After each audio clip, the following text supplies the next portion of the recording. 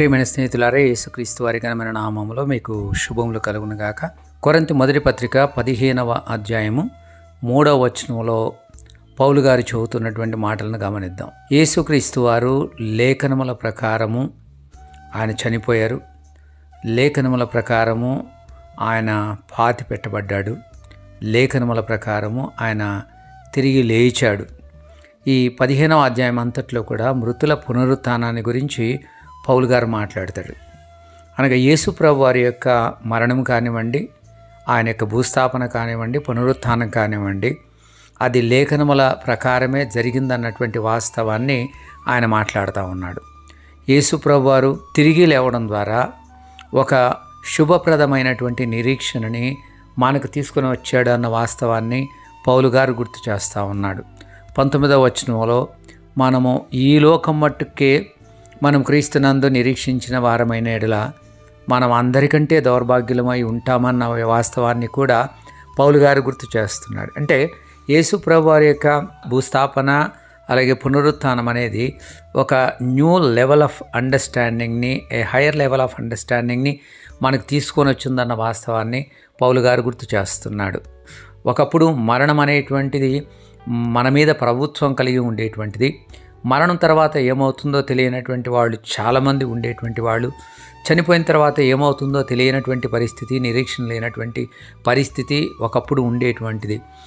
మన్నైనది వెనుకటి వల్లనే మరలా భూమికి చేరుతుంది, ఆత్మదాన్ని దయచేసిన దేవుని ఎద్దుకు మరలా పోతుందని ప్రసంగి గ్రంథం 12వ అధ్యాయం 7వ వచనంలో చెప్పినప్పటికీ కూడా ఈ యొక్క దేవుని ఎద్దుకు తప్పకుండా ఆత్మ వెళ్తుంది. అక్కడికి వెళ్ళిన తర్వాత మరలా మనము నూతనమైన శరీరాన్ని ధరించుకోబోతూ ఉన్నాము. మనమందరం కూడా ఒక దినాన దేవునికి లెక్క అప్పచెబుతాము. మనమందరం కూడా మన శరీరంతో చేసినటువంటి ప్రతి వాటి నిమిత్తం తప్పకుండా దేవునికి లెక్క అప్పచెప్పవలసిన దినం ఉన్నదన్న వాస్తవాన్ని ఆ దినాల్లో ప్రజలు అంతగా గుర్తు తెచ్చుకున్నటువంటి పరిస్థితి మనకు కనపడదు. కానీ యేసుక్రీస్తు వారు చనిపోయి తిరిగి లేచిన తర్వాత దానికి గొప్ప ఊతము లభించింది. యేసుప్రభు వారు తిరిగి లేచారు కాబట్టి మృతుల పునరుత్థానం ఉందని చాలా గట్టిగా మనం చెప్పగలము.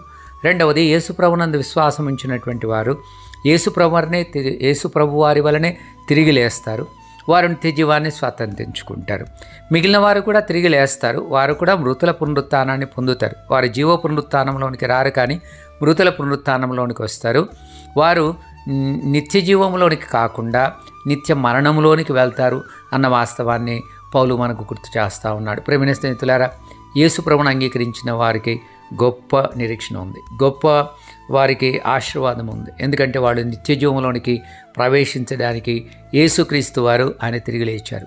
మన అపరాధముల నిమిత్తము యేసు ప్రభు వారు అప్పగించబడ్డాడు. మన నీతిమంతులుగా చేయడానికి కొరకు ఆయన తిరిగి లేచాడని రోమా 4వ అధ్యాయము 25వ వచనం చదువుతుంది. కాబట్టి నీతిమంతులుగా తీర్చబడిన మనం దేవుని మనం స్తుతించాలి, ఆరాధించాలి.